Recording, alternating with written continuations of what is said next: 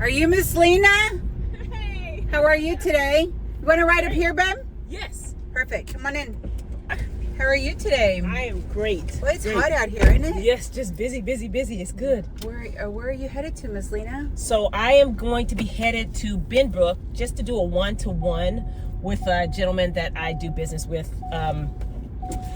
Just to sit with him, talk to him about what's been going on business-wise and how he can help me. So business, huh? Yes, so, definitely. So you must be an entrepreneur or a leader or a founder, or tell me about yourself. I would say that I'm an entrepreneur for sure. It's just by nature. I just have these great thoughts, and I want to see them in action. Don't always have the money for that, but I want to see them in action. I am an business owner.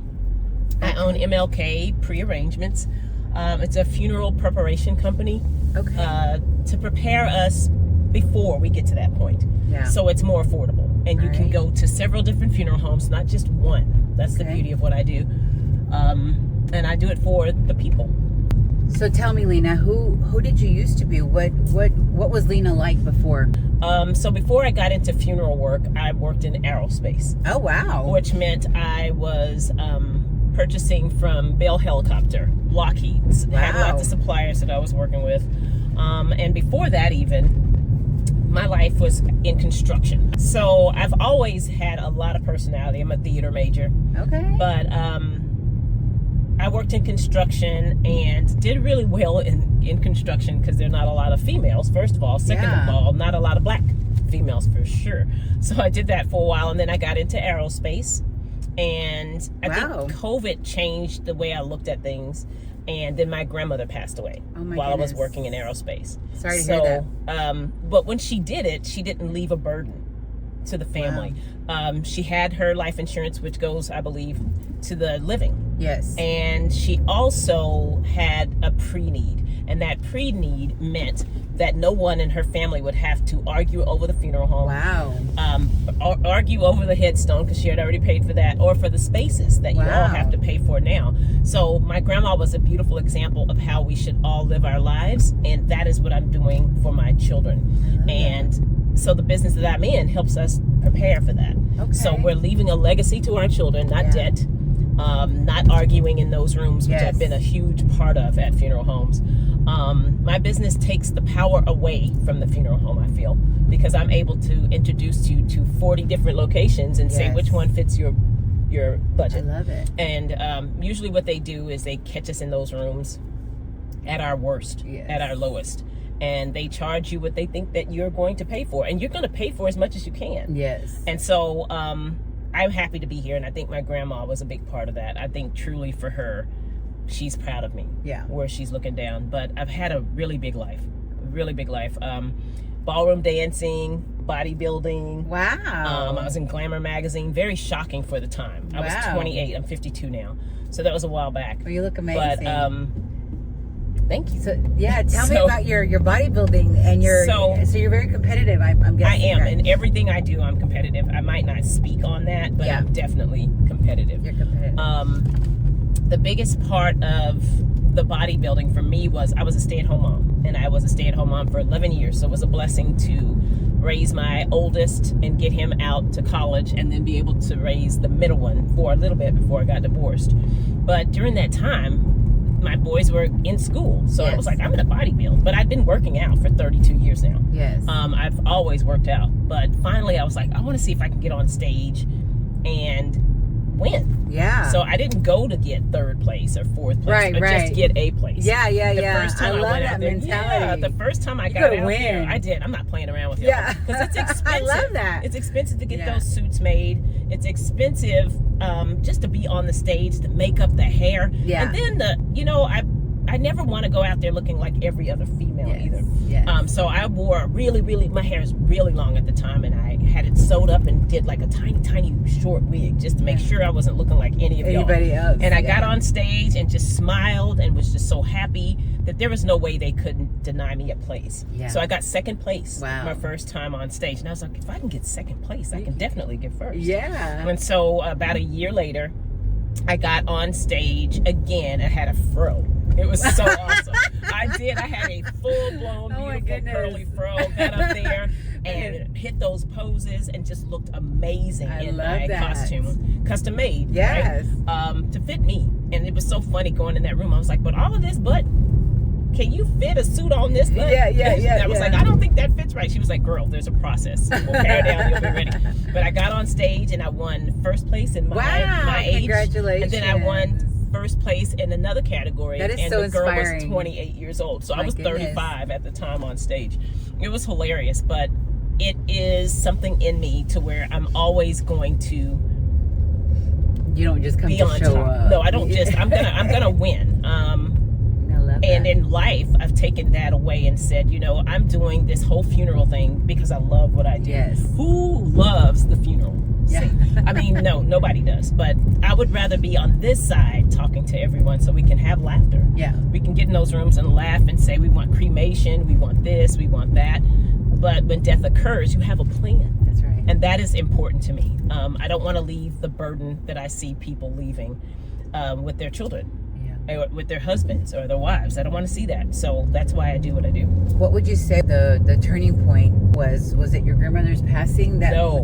What was that? What it was I started seeing signs. I got a headhunter called me. Yeah. And I was like, I didn't put my resume out there for anyone at the time. I don't know how you got my information, but I'm definitely not interested in working at a funeral home. And there was no signs of no, and there was no. I don't know how she got my information. Maybe it was from way back, but she was like, it's 100% commission.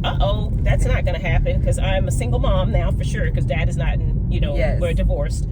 That's not going to work. So went on about my business, and then she called me back 2 months later, and I was like, gosh, my grandma must be giving me a sign.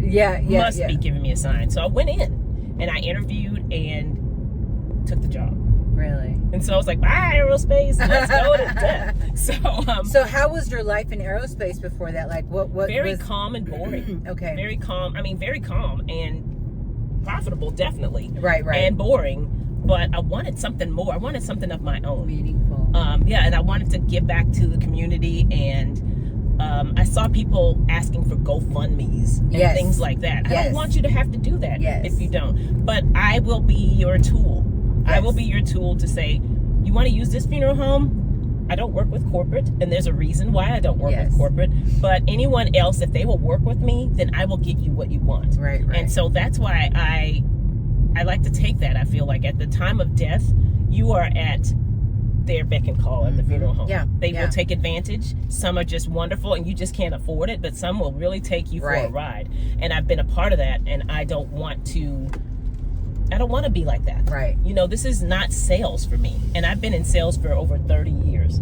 So I can sell you a pen. Yeah. I can sell you a pen with my name on it. But that's not the point of death. Death is to work with these people in their space, where they're feeling in their lives, and get ahead of it. It's a hard conversation, but we need to have it. I'm not jinxing anybody. I am not God. I don't have that power. But I feel like if we get to have that conversation, even for 30 minutes, just to see, do you want cremation? Do you want burial? What does that look like? And get you some pricing, then you are better prepared. And we can start pre-planning. And it's not, I don't charge for that. I just charge you what the funeral home requires, and you can pay that off 3, 5, and 10 years. Okay. So there's a reason I'm where I am, and I believe that's grandma had a big part in it. But then I also wanted to take away the power from the funeral home. I worked for a funeral home, one of the largest out here in DFW. And what they would do is when you were in that room, there's no discounts. There are no pre-payments. And if you can't afford what we have, you have to leave. Wow. You have to leave. And that hurt me more than anything, sending a person away to another funeral home. I couldn't tell you what funeral home to go to. Yeah. I couldn't say that one's down the block that's probably $5,000 or $6,000 cheaper than this. Right. Because I'd lose my job. Yeah. But that's when I was like, one day I just said, I'm done. I'm out of here. And I just left irresponsibly. Yeah, and you saw the pain point, and you created the solution. Yes. I love that. On a bigger level. Yeah, I think, because I can also get headstones and markers for families that have unmarked graves. Yes. I can do that work for them, design exactly what they want for maybe a third of the price. My cousin passed away. My cousin passed away almost 4 years ago, and his headstone was beautiful red. They wanted a red stone, which you don't see most of. Yeah. And so I'm seeing the alignment. You with the fro, beautiful, and the and the red stone. Yes. I see that. I'm connecting the dots. And so he passed away, and I asked the family, can I build his headstone? Because they told him it was going to be $15,000. Wow. $15,000, and he hadn't left much to his family, so why take $15,000 from what they have and do a stone? Yes. I got his stone exactly like she wanted it for $6,700. Wow. Because I used vendors, and I gave it to her. I put it all in the spreadsheet, and I said 1, 2, 3. Which one's best for you? Okay. She circled, and she said, Lena, before I circle this and approve it, you recognize it's a 40% difference between even the most expensive one that you've presented to us. And I was like, yes, it's right. Wow. I did my math 3 times. So she circled that one and approved it, and we got on it, and they had it on his grave. Wow. In 3 weeks. Wow. 3 weeks. So I'm very proud of what I do, and I love it. There's a passion behind it. So do you work for like a corporation, or is it just Lena? No, it's Lena Killion. Okay. It's me, and I own MLK Prearrangements. Okay. I work with insurers to make sure that I can insure a family wherever they are. Okay. But in order to do what I do, you have to be appointed by funeral homes to work with them. So I have to ask your hand in marriage, pretty much, in order for you to work with me. And that says a lot about me, because I'm all over the state of Texas. So the closest that I understand is we lost my sister back in 2020. Okay. So help me understand that process. So if she had passed away with a pre-need, no one could charge her anything different. Okay. Pre-need locks in today's pricing. Say, for instance, you want a cremation for whenever you pass away, and it's $5,000. This is not a final expense policy at all. Final expense, they're just holding it like a bank. Right. Until someone passes away, and then you have to provide a death certificate to receive those funds. Right. Right? For a prepayment, you are prepaying your cremation in 3, 5, or 10 years for $5,000. Okay. Once that's paid off, there's no interest. Got it. There is no down payment. So I'm making it comfortable for you. If you can pay $60 a month and that's all you got, then we got $60 a month, and that's what you're going to pay monthly until it's paid off. And then when it's paid off, pre-planning. It's literally exactly pre-planning. And so if a family member passes away, even making those payments, say for instance you're paying that $5,000 off in 5 years. Yes.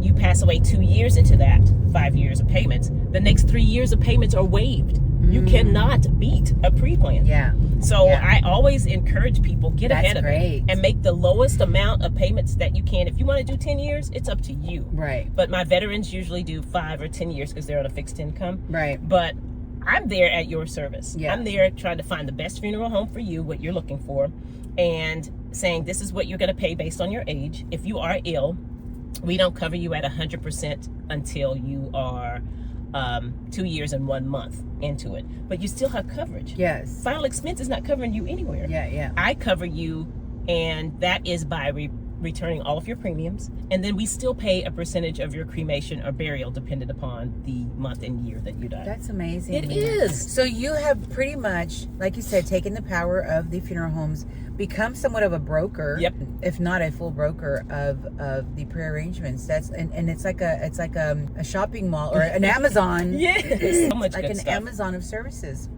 Yes, and I do the medical power of attorney, all those documents. The reason I do this is not because I want to be called a one-stop shop. Right. It's because I know when you know what to present to families and what they're going to need, then you speak on it and you help them obtain it. Yes. And for me, we do medical power of attorney. I feel like a husband and a wife couple both need those documents. Yes. Each is your turn. What is it? Statutory durable power of attorney, and you need a HIPAA form for each one of you. Yes. And so attorneys do it, I do it, and then Legal Shield can do it. And I have that option for each family member. That's telling you that I'm not trying to be in your pocket. Yes. So if you can do it, then do it. And I'm a notary, so I can make sure you get it all done while we're sitting there for free. Yeah. Do you do any kind of educational classes, or workshops for people? I do. So I'm trying to get into churches now. Okay. And churches are different than they used to be. My church from home in College Station invited me in because we need people to be more educated on this. I'm trying to get into them. It is difficult because these churches now are like, if I let you in, everybody else wants to get in. Yeah. they are not me. There is not a me. Yeah. And when there becomes a me, it's still not going to be me. Yeah. So what God gives you is for you. It's for me. Yeah. And so my personality is attached to everything that I do. Absolutely. There are people that are like, what do you do? How do you do it? Yeah. You find your own way, first of all. Second of all, you put your own self into it. And I can promise you, there is not a Lena out there. But just like there's not a Susie out there. Yes. Yeah, no, I totally but get it's that. just, I want to be a blessing. I do lots of presentations. Yeah. The more I can get into buildings, then I can help your business. Absolutely. Or help your, we're doing B2B now. We're going into businesses to say, we've got these packages. Can we ride on someone else's package, or can we just come in and speak to your people? Okay. So I try to present as much as possible. And with that, I'm on social media like crazy. I get leads from there. Yes. I've been on the radio station, which I didn't know was coming out this year. So I recorded with her, I think, October of last year, and she finally came on, and I was getting these calls early in the morning, Susie. I was getting calls at like 5:40, and I was like, oh, somebody must have passed away. And so I'm calling these people, I mean, kid you, back to back. Oh my goodness. And I was like, God, that's a lot of death. And so I was like, oh Lord, let me get on the phone at 5:40 a.m. What it was, people were hearing me on the radio and saying, we want to talk. Yes. And it felt so good. Yeah. And it happened 2 days in a row. I was just getting blown up. So when people know better, they do better, or know that they have options. Yes. So I love that. That's my focus. That's what I do. That. Thank you. Before we put your business out there, how are you building this? Like, so somebody was watching the show and they're like, man, I love her energy and I love her, and what is she doing and how can I do that? Right. What would you say to that person? I would say, if you want to do what I do, once again, you really need to go and do your research. Yeah. And if you want to get the start, you might want the experience. I've had the experience, and that is what molded me, I feel. I went and worked in a funeral home. Okay. Not because I went and applied for a job. They called me. Yeah. So everything is going to be different for you out there than it is for me. But I submersed myself in the business.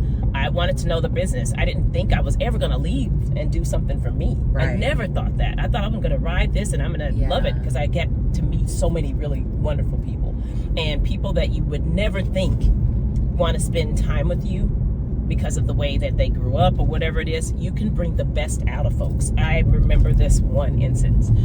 This lady she's Jewish. Her husband was Mexican. Oh my goodness. She wanted the Confederate flag on his casket. Oh my God.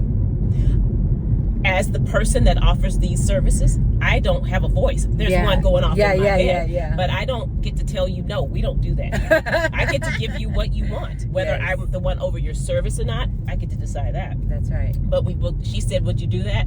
And I was like, we don't have a choice. Yes, we would do that. With a smile on my face. Yes. And her daughter hit her with her elbow. And she was like, we're not doing anything like that. But it just tripped me out that she would come in there and be so cantankerous. She would just belittle the people in the office, but they would be like, Lena, your person is here. You have to come out here and talk to her. And when I would come out there, even though I knew where she stood, she would cry on my shoulder. And so that's how I know that some people really come from a place of ignorance and not knowing. Yes. And once they get to see certain people like me, then that changes their opinions. It's like, oh my gosh, I never thought that or never saw that. Gives you a different way of looking at life. And so I feel like if somebody wants to do what I do, you really need to not just be doing it for a check. You really need to care about the people, and they need to be able to feel how genuine that is. You can. I mean, I would say your first step would be to walk into a funeral home and say, can I work for you guys? I don't know how easy that is. But for me, I did it when I was unemployed. It didn't go very well. But and so for me, I've taken it a step further, because I always push the boundaries, of course. So I'm licensed in different states. Okay, what is that license? It's a pre-need license. Okay, pre-need license. And so when you talk to people, they're like, it's an insurance license. It's pre-need insurance. It's not life insurance. Okay. But certain states, you do need to have a health and life insurance. And so I've gotten that under my belt as well. So I'm in Pennsylvania, Illinois, California, Florida, helping a family there now. That's great. I'm in several different states. I just helped someone in Pennsylvania. So it's because of what's in me. I want people by the end of this year as many people as I can sit with to say you've got your ducks in a row. Yes. And we've just knocked off 6 or 7 of them with a big old red bow on them. It's about being passionate. It's about caring about other people. So what if somebody who's watching the show just got let go from their job or might be burnout from the 9 to 5? I mean, from a founder and entrepreneur standpoint, what are some of your lessons learned from your business and being an entrepreneur and founder? What I would say is I got tired of the way people were being treated. I got tired of the way I was being treated, because in those businesses, even in the funeral business, there are crazy people in the back. Behind that curtain, like the Wizard of Oz, there are crazy people back there. I'd say if you've been laid off and those types of things, just sit with yourself. I know it's hard. It is definitely hard. I've been there. Golly, I'm 52. I've been there for sure. But sit with yourself and say, is there something that I have a passion for? Yes. And is there something that I can create in this life for myself and make it for the betterment of other people? And just don't give up. Yeah. Get up and go do something. And so I feel like that's the most important thing. That I've been through struggles. What's been your strength? I think the strength, my tether is to God. Yeah, God is my foundation. Yes. No matter the church background that I've had is crazy or not, I believe. And so a lot of us are faced with hypocrites, and we look at those hypocrites and they direct us. Yes. I don't have that. That's right. What I have is, there are crazy people, there are hypocrites, but my foundation is God. I love that. And so I'm able to, when I feel like I might be just running out here in the circle somewhere, there's a tether that always I bounce back. Yeah. Because that's what my belief is. And even if some people say God's not real, He's real to me. Yes. And that's all that matters. And that is how I smile. Yeah. And that's how I raise my sons. And that's the real me. Like, I believe in God. Am I in church every Sunday? Nope. Yeah. Why do you need to just go on Sunday? Find another day. Go. Tell me about what that tether looks like. So a lot of people, like you said, don't know God. Yeah. But I can hear and I can feel in your spirit you're a woman of faith. Yes. How did you learn to tether to God? Like, what was... So as a little girl, I grew up in Bryan College Station. And most of us kids are forced into church. Yeah. You know that? You got to go all these days with your mom. You can't stay by yourself. You got to go to choir practice. Yes. You sound horrible, but you got to go to choir practice. And then I did have a pretty voice. I did. Yeah. And I became a part of a gospel group. And they used to send us everywhere to sing. It was a traveling gospel group. It was so amazing. And so that was a part of my life. But my mom, I would say, through her being honest on a constant basis. Like, I went to church. I went to school, and my friends were at church. Yeah. So my life has been nothing but God as a child growing up. And I could have easily said this, I'm tired of God. I've been seeing God too much. I took that as something that I can always come back to. That will always, if I'm going on the crazy train over here, I can always get back. Yes. And so when you have a belief like that's strong. And it's absolute. Yeah. Then you can't even see what anybody else is saying. That's right. And some people will say God is a cult or your church is a cult. Yeah. Man, call it what you want, but I do know that my salvation is impendent upon my belief or the situations I've been in. Like, I just can sit back and tell you, there have been times in my life, even recent, to where I feel like I ask God for these really ridiculous gifts, like I need this many employees to do this. Yeah. And He'll say, you're not ready, girl. And how He'll say you're not ready? They don't come. That's right. But they come or when doors He won't wants open. them. Yes. And so I'm sitting there, and it's if you know me as a child, a young adult, and just even as now, I'm hilarious. Yeah. Like, I'm gonna push through. I'm gonna do everything that I need, but I can sit back still in my mind and say, God, this is what I want, but then be still. Yes. Be still and wait. Yes. And so I don't know. There's a lot of people that don't believe like I do, or don't believe at all. Yeah. Find something. Yes. Find something that you believe in. Find a higher power, whatever that is. Find yoga. Girl, I don't know. Find something and just hold on to it. And just say, I believe this so much that no one can break what I feel. Yes. Like, I will go through hell. And some of us be like, God, you are all of that. But I still have that belief. I still have that tether. And I think that's what allows me to move through life. Yeah. I love and I just say to people, just hold on.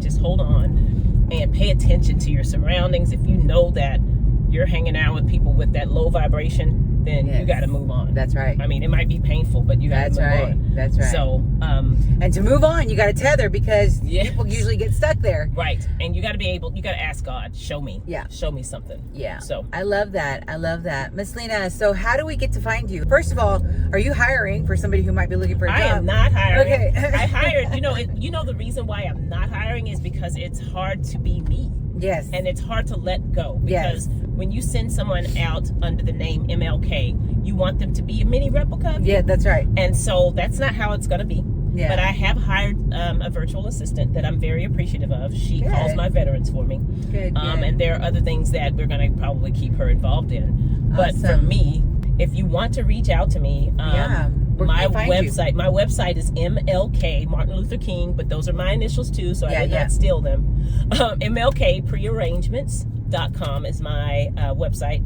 My email address is lena@mlkprearrangements.com, and it's Lena, Lena.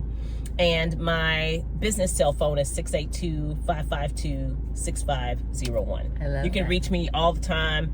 If I don't answer, I will always call you back, because you are important. I love that. Yes. I love that. Miss Lena, I've absolutely enjoyed giving you a ride to Bedford.